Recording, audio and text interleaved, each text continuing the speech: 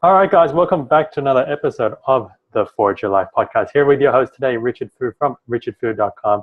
And today, guys, I have a really special lady on board. She's a healer, but not only that, she doesn't go around healing people, putting their hand out and saying, heal. She actually helps you learn how to do that yourself because she teaches others how to self-heal. And this is what's exciting for me because so many other times I've spoken to healers and they just say, this is how I heal. But this person's someone special, and her name is Tarah Long. She's going to show and share with us how you can start healing yourself without the need of actually going out to find a healer and go depend on a healer. So let's bring her on the show, guys. I'm excited to have her on. Tarah, welcome to the show. Thank you so much. Thanks for that introduction, Richard. It's awesome. You're welcome. I'm excited. It's seriously excited to learn more about self-healing here. And so, Tarah, for all the people who haven't heard about you or your work, could you share a bit more about how you, got started and how you got to here? Sure. Thank you. So how I got started, I had my own healing journey. And I think you probably have heard that a lot from, other people in the healing space, right? We had something that needed to be healed for us. So when I was 15, I was kind of born, my mom always says I was born like a sick kid. I had like asthma and allergies and everything growing up. And she always felt the need to really protect me from those things. And so I kind of heard that a lot, oh, you're very sensitive, you're going to get sick. And so it kind of, the mind is a very powerful thing, right? So when I was 15, I actually started to get like stomach ulcers, which was really, really painful. And doctors would just give me medication, like one medication after the other, because they didn't know what else to do. It was basically just treating the symptoms. And also they didn't really believe me for about 2 years because I was so young. And they thought, well, you're only 15. How can how can that really be an issue for you? So finally, when I was like 17, they went in and did like the endoscopy, which is the camera down the throat into the stomach. And they were like, oh, she does have ulcers, people. So they started, was like, yeah, I've been telling you this forever. They just thought I was, basically just stressed or whatever, which is what, caused the ulcers. But anyway, so they gave me medication and it would work for a little while and then it would stop working and so on and so forth. And finally, when I was about 21 and I was in college, and my physician at the time just said, look, there's nothing else we can do for you. We've given you all the medication. So we want you to go, I would like you to go see this acupuncturist. And I was like, okay, I'll try anything at this point. I will do anything. So I went to this acupuncturist and just had the most amazing experience. And from that, like one treatment on, I had, I think, a course of treatment with him, but it was the only thing that ever helped my stomach issues to where I could eat proper food again. And I just started, and not only did my stomach issues start to, or just go away, I also began feeling just so good in my life and in my body and less stressed and just all these amazing things. So my kind of introduction into the world of, natural health, if you will, was through Chinese medicine, was through acupuncture. And then I have since, my practice has evolved. I've been doing acupuncture for over 10 years and really sort of realized that the true healing for people when they would come to me is when we would do the deeper transformational work. And we can talk more about that, but that's like the spiritual, mental, and emotional levels of healing. And talk us through this journey then, Tarah. Like you went through the physical side of things where you did acupuncture, probably tried out some Eastern medicines as well, and then how did that transform into something to the spiritual side, which we're talking about now? And how do you bring that across to other people?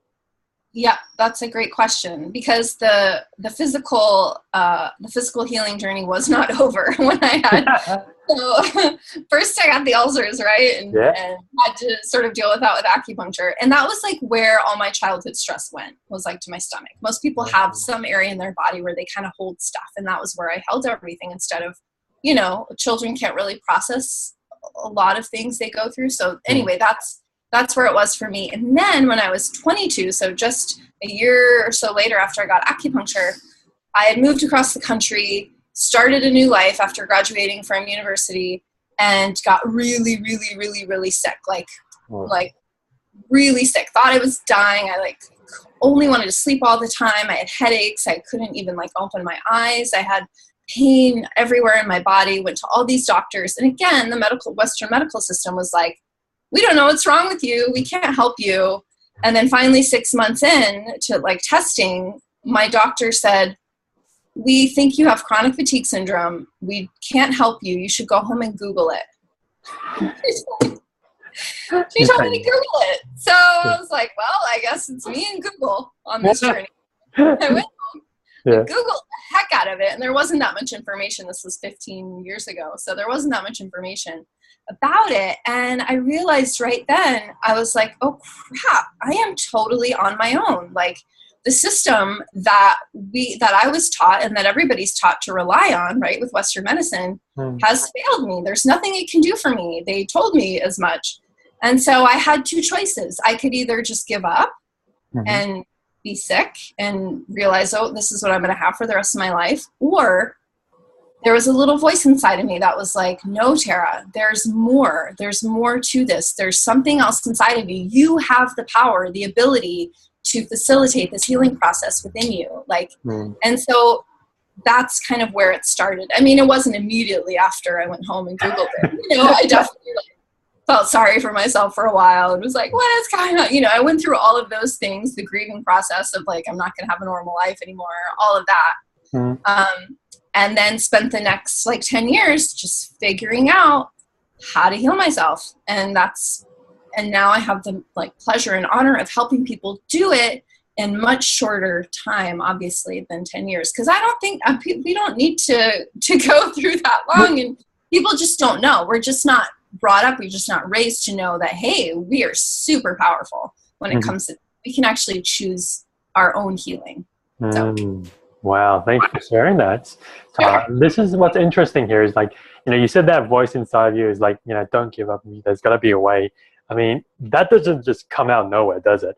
I mean, like that took a lot of like training, I'm guessing, and a lot of other stuff that you did. And I'd love to know, like, what did you do to get yourself like mentally to that state? Because so many other people break down mentally and they don't get to that state. And then to get to where you just talk yourself up and just get motivated, it's a completely different level. So share with us that story and how you got there. Well, Richard, it was a journey. It wasn't like one day I woke up and I was like, yes, I'm gonna heal myself. And then you make your move. Right? Yes, I'm doing that. It wasn't like this very like masculine, forceful thing at all. It was actually a huge like process in one day. And so the healing journey, much like entrepreneurship, as you know, isn't like this linear line that just goes up and then you're all of a sudden you're better. It's convoluted and it goes all over the place. And then finally, you know, it's a journey. So for me, it was like just taking step by step by step. But to your point, to get to the place mentally where I could say, you know, this isn't okay for me to live like this and I can choose something else. I feel like, I mean, it's just source or God or divine energy or whatever you want to call it, the field of potentiality, because we're not alone here. You know, we're not just like dropped into earth and like, okay, there you go, good luck, you know? So it's really just being in tune with myself, listening to my intuition and to that part of me that's connected to that which is outside of myself. And that connects all of us. So it's really just connecting to love. I love that. And you know, it reminds me of this conversation I was having recently about faith. I mean, like, what do we believe in? You know, a lot of people believe in religion, and you know, other people believe in the divine, you know, spirit. And then something comes up to me here, and for me, when someone asked me this question, I said, I believe in myself. Right? Yeah. And it sounds like that's what you were doing too. And I want to ask you this here, Tarah. I mean, like, when you don't just say, you know, I'm going to do this and then I'm going to make it happen and I'll find a way. There's going to be times where you doubted yourself even after you said that, right? And I want you to share with the viewers here about those times and what kept you going through those times, because it's so easy to say, you know, one day I'm feeling awesome and I'm going to go find out the answer, and then the next day like, oh, I've spent like so many years trying to find this answer and nothing's happening. And how do I keep going? That's a really good question, because some days you just stay in bed and want to put the covers on, and you know what? I still have those days. Everybody still has those days. It's not like, oh, miraculously every single day is just joyful and full of, you know, puppy dogs. And It can be. I believe that it can be. And I do have, most of my days are like that, which is awesome. So the days that I was feeling like that, it's having the compassion and the love for yourself on those days. So it's loving the one who wants to say, just screw it, I'm done, I want to just lay in bed all day, and saying, it's okay, I love you. Yeah, I'm here for you. I like having your own back. Like saying, not judging yourself or berating yourself or being mad at yourself for having those thoughts or feelings of, frustration or anger. And when you can surrender to it, I have this thing called the empowered healing method, which is what the 5-step process I take people through. Yeah. But a big part of that is surrendering. Because if you're fighting if you're fighting something, if you're fighting a symptom that you're feeling, if you're fighting just being sad, or you're fighting the fatigue or whatever it is, it's just going to make it stronger. It's just going to make it worse. Because, what we fight gets worse, right? Because when you push against something, what happens? It pushes back. Yep. And so if we can surrender and yield and accept, and that doesn't mean you're giving up. It just means you are actively participating in what life is asking you to do. The invitation life is giving you in this moment to surrender to whatever's going on, because I believe that there's always a message and there's always a gift if and when you can allow yourself to hear it. And the only way you can hear it is when you get quiet enough to surrender and listen to that. So on those days, I would just, okay, this is what's happening today. This is what's happening today. And then it moves through so much quicker. I love it. And it's such an important point here, because so often we don't give ourselves that permission to be compassionate. And some days it doesn't just last a whole day. It doesn't last an hour. It lasts for a few days, right? And I love the fact that you bring it up, is that you just gotta let it go through you rather than like pushing against or forcing it out of you, if that makes sense as well, right? Yeah, right. Force is never the answer. Awesome. And so, and you say this is a big component of the 5 steps that you teach people to empower themselves. And so would this be the first step, or what are the steps? Yep. So the first step is to actually own your power. So it's very simple to do that. All you have to do, you can put your hand on your heart and you can say, I have the power to choose XYZ. I have the power to choose my health. I have the power to choose my experience. I have the power to choose what I'm feeling right now. I have the power to heal myself. I choose healing. I choose health. That's the first step. The second step is the surrender that we talked about. So just letting in whatever's happening, right? And in naming it. And then it takes the power away. Like, I am feeling like this today, naming whatever it is. And the third step is love, to love yourself and what is unconditionally. So then you're going to express love and gratitude. I love you, Tarah, even though, your energy today is a 3 on a scale of 1 to 10. That's okay. That's okay. I love you. And I love you, ankle pain, whatever it is that you have going on, is just loving it in yourself. And again, having being your own best friend. Because if your kid, say you have a 5-year-old kid, or your best friend or your mom, were experiencing one of these things, you wouldn't be like, come on, just get over it. Push through it. Can you imagine saying that to a 5-year-old? Get over it already. No. You hug them and you love them and it's okay. And so that's how we need to treat ourselves too. Because why wouldn't we? Why wouldn't we love ourselves as much as we love anyone else? And then the 4th step would be to then hear the message, because once you've surrendered to something, you can ask, what is the gift or the message that's being given to me in this experience? Whether it's a, cancer, life-threatening, illness, or whether you just stubbed your toe, or because nothing just happens, nothing, everything, there's a reason behind everything.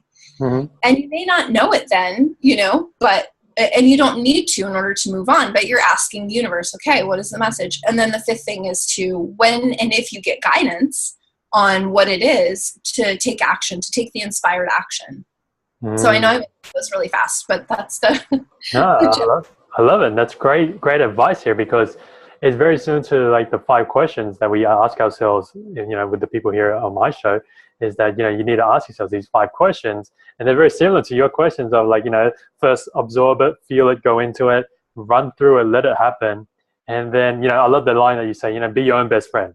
Yeah. So often it's if you just jump out of your own skin, and I ask this of my clients, is if you looked at yourself in the mirror and that was a person that's not you, would you be your best friend, right?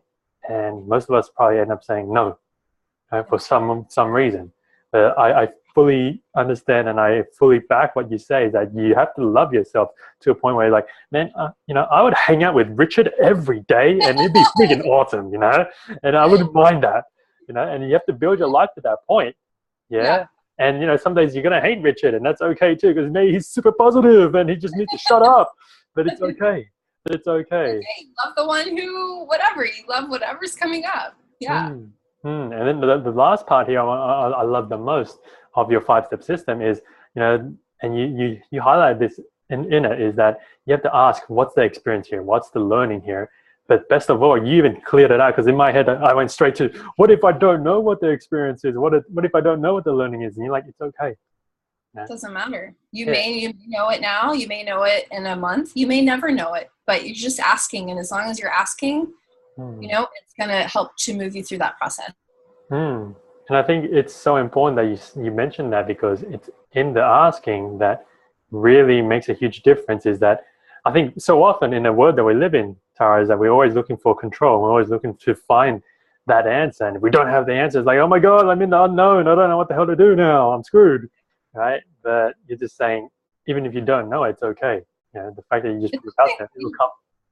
It'll come. Whatever you need will come. It may not come the way you think it will or how it will. Guidance may be, may come as a knowing. It may come in a conversation with a friend or an article you're reading, or you may not even know the guidance has come. But if you can just follow that inner knowing, that, the gut, people say, follow your gut, follow your heart, follow the intuition. If you just follow that, it will lead you to the next best thing for you. And we don't need or have to see the bigger, larger 5 years down the road or 10 years down the road. Like, nobody can. That's ridiculous. What is our next best step? So when it comes to healing, what is your next best step? Oh, maybe I need to be softer with myself. Maybe I need to love myself more. Maybe I need to take a look at a relationship I'm in that's not serving me. People know the answers. They really do within, right? And most of the time, they're just scared, because change is scary. Yeah. So when you can have that love and compassion and acceptance for yourself, no matter what, even the one that's scared, then it becomes more and more okay for us to ask those questions and for us to hear the answers. I love it. And that's why it's so important to get a coach, right? Because the coach, or a good coach, will ask you the questions like you said, you're either afraid to face, or you're afraid to even ask yourself that question. Yes. I learned that, Tarah, and this is what I want to share with you, and I want to get your feedback here, is, do you find that sometimes your clients end up doing that initial reaction of, I just don't know. I don't know. And this happens with some of my clients, and I just say, you do know, because I believe exactly like you. You do know. You say, I don't know, and what does I don't know actually give you? Right? What are you trying to cover with I don't know? And I found this, Tarah, and I'm sure you found it as well, is that they're just using it as a shield, as a deflector, so that they don't actually have to think about it. They don't have to face that fear. They don't have to face the answers that they don't want to face right now. Absolutely. That happens all the time. And so as a coach, which is what I do, I work with people for healing, chronic illnesses and chronic ailments. Yeah, there's a lot of that in the beginning of, I just don't know. I really just don't know. And if we just take a gentle approach and keep peeling back the layers, then it just comes effortlessly. It just comes naturally. It's not something we need to like shake them. Yes, you do know. I mean, they do know, but if they continue every day to make little baby steps towards, whatever it is that they want and towards what their soul is asking them to do, taking those little tiny steps of inspired action, then it will reveal itself to you in exactly the right time. Oh, beautiful. I love it. And so after people work through these 5 steps, right, Tarah, what's the next step? Right? Just give us a little bit of tidbit, right? What's the next step for you to continue your awesome path to self-healing? Yes, thank you. Well, I actually have a few different programs that I work with people specifically on. One of them is an online program called the Heal Yourself Now Masterclass. So that is a 7-week online program that teaches people step by step how to heal themselves. And so we go through every week a different layer of healing. For example, the emotional, the relational, which is the relationships you have with yourself and others, the mental, the spiritual, and the physical. And so we go through those step by step in a really, in a way that is very gentle. And so that's would be like the next step for someone. And the empowered healing method, those 5 steps, kind of, you go through them over and over and over again, right? And if you get stuck at one, you kind of go back, and then you just, it's just a process. So it's not like you're ever done with it. I mean, even for me, you know, sometimes I'm in a position, I'm like, oh yeah, wait, just do the steps, and then it works, you know? So that's one program that I take people through. And the other program is essentially the same thing. It's just one-on-one working with me. And that's a 90-day like intensive. And so we go, it's more uniquely, you know, catered to the person and their needs and things like that. So it's just, there's always deeper work to do. And so my job is to facilitate, you know, a person, what their soul is like calling for, and then for them to answer that call and take action on it, and which inevitably heals the body of, you know, because illness in the body or dis-ease or imbalance is just a lack of aliveness in some way. You know, what is it that you're fearing about just actually living life? So, I love the way you put it. Release the fear. Yeah. Sorry. No, I love it. I love it. It's amazing. And, you know, it pains me, you know, Tarah, that we have to start wrapping up the show here. And as we wrap up, we head into the quick fire question rounds. Okay. Right? And so we're going to start off with my favorite question of all time. The signature question here on the show is called the time travel moment, Tarah. And so, you know, if you could go back to a moment in your life, you know, and you could sit there and you can talk to little Tarah and you could give her one piece of advice, when would you go back to and what would you tell her? I would go back to when I was 8 years old. You're going to make me cry.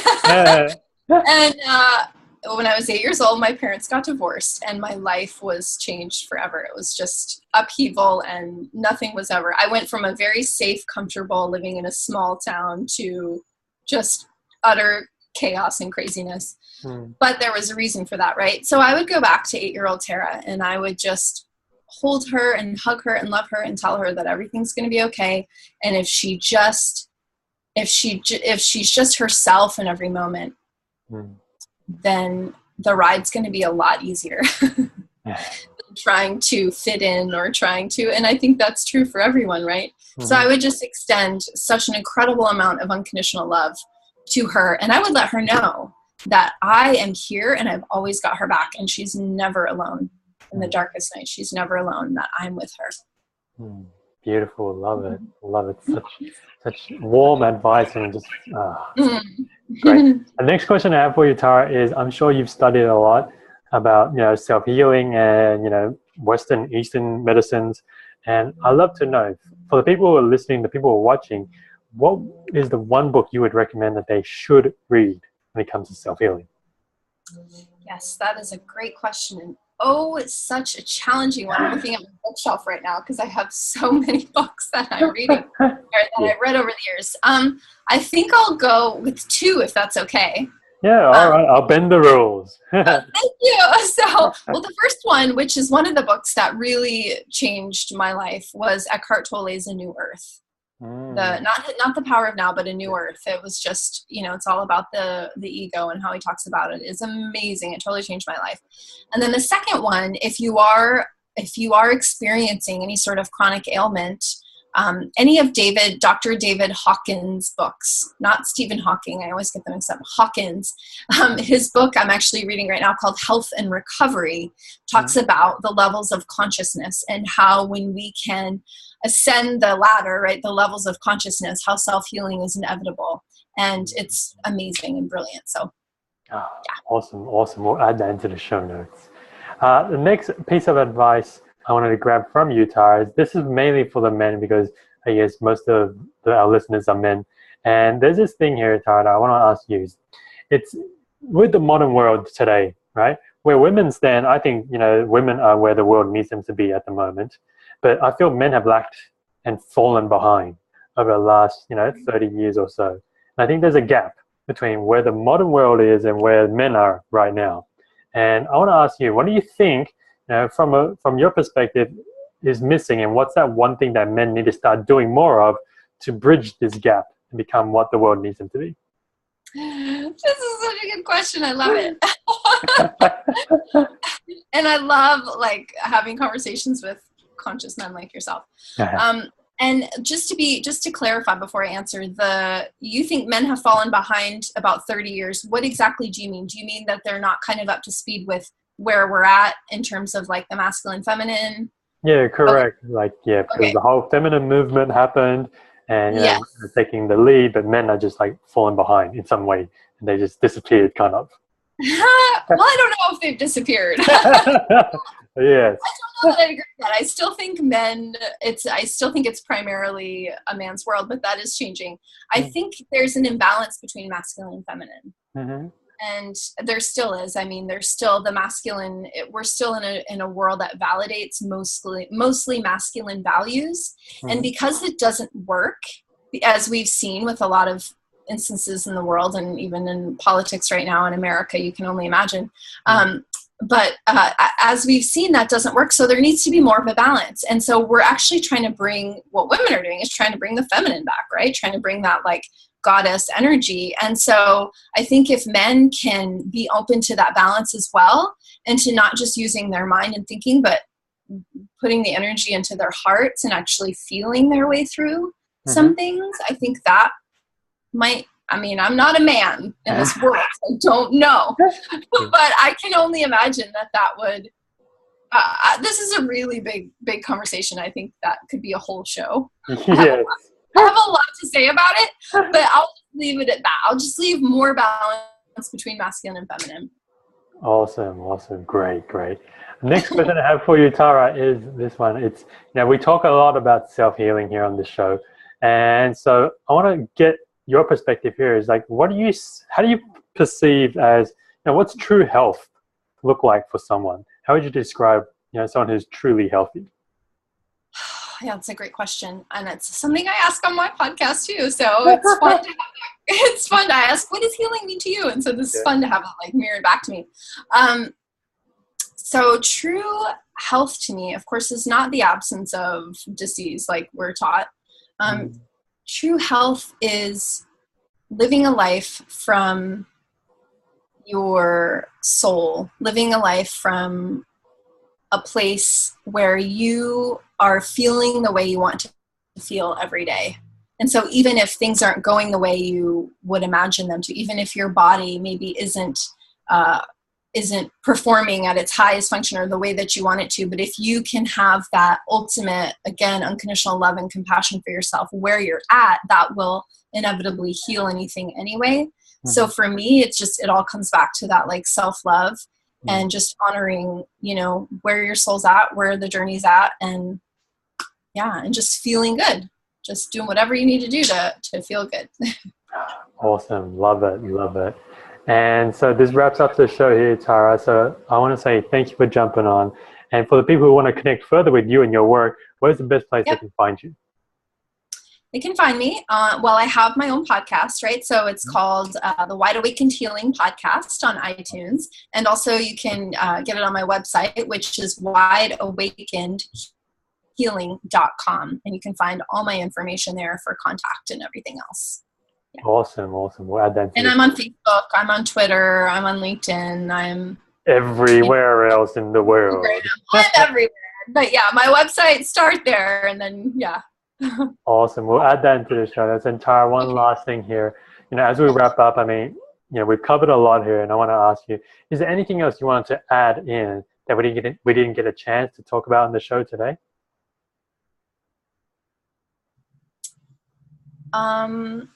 So many things are going through my head right now. You say your audience is mostly men, right? Yeah, but it's split. Yeah, it's some women too. Yeah. I would say one of the biggest things that I see that people have trouble doing is trusting themselves and trusting that inner voice and trusting that intuition. They think because it doesn't make sense that it can't be right, but and oftentimes it doesn't make sense. But go for it. Follow that intuition. Follow the lights. What lights you up? What gives you that like excitement or that feeling of like, yes, this is good, this is right, even if it doesn't make sense, just go for it. Beautiful.